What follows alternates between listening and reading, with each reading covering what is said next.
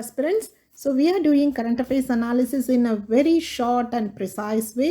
So there are so much of news, but we are picking the news which is very apt for your preliminary exam, as well as which you can write as an example for mains as well. So to start with, the first issue is windfall tax, that is on crude oil and diesel.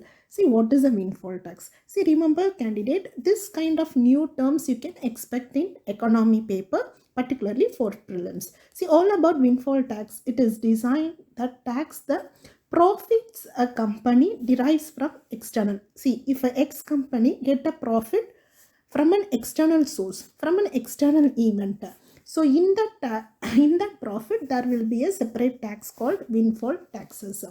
So for example, if an energy price rises because of the Russia-Ukraine conflict, this is an external event and the price rises due to this external event, but the company obviously get the profit.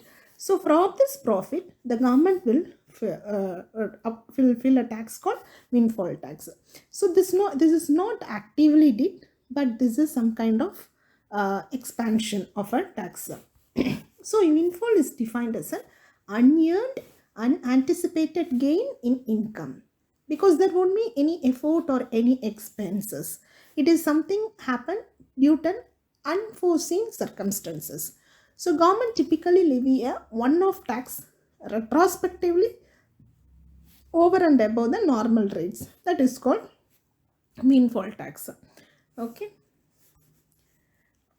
So when it comes to the rationality behind this tax, rationality is actually worldwide. This windfall tax is introducing throughout almost all the government. So the unexpected gains when high prices, whenever there is high price, the benefit that is also should go to the consumers, also for the social welfare. For that reason, government rationality behind this is for the reason. So IMF come with the guidelines on this matter. IMF says this: introduce a permanent tax on windfall profit. If there is a profit come from windfall, then that you have to introduce a permanent tax, and use caution in temporary taxes. Okay. Next issue is Just Energy Transition Partnership. So this comes under GS3 Environment. It is an initiative of developed rich nations to accelerate and to phase out of coal and reduce the emission. This is a model for South Africa.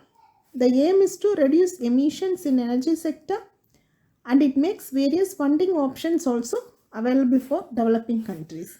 This was launched in COP26 in Glasgow Summit with the support of UK, US, France, Germany and European Union.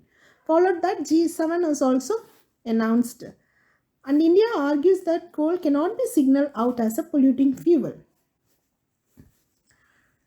So the key provision of the Act is the bill seeks to mandate that use of non-fossil sources, including green hydrogen, green ammonia, biomass and ethanol. Establish carbon markets, bring large residential buildings, enhance the scope of energy conservation building and amend the penalty provisions. So increase the number of governing council of BEE and empower state electricity regulatory commission, and also to make use of clean energy, there should be a provision that must be made by the government. Then International Energy Agency. This comes under international organization. So all about International Energy Agency. It is an autonomous intergovernmental organization established in 1974, Paris, France. Main focus is energy policies that include economic development, energy security, environment. That is called 3 E's. 3 E's: energies, policies, economic development, energy security. Energy policy that include economic development, energy security, environment protection.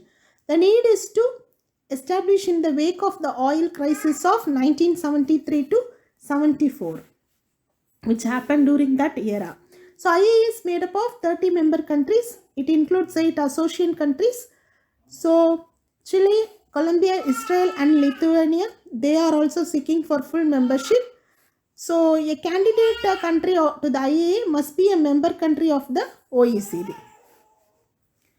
And eligibility criteria is they should have a crude oil or product reserves equivalent to 90 days of the previous year net import.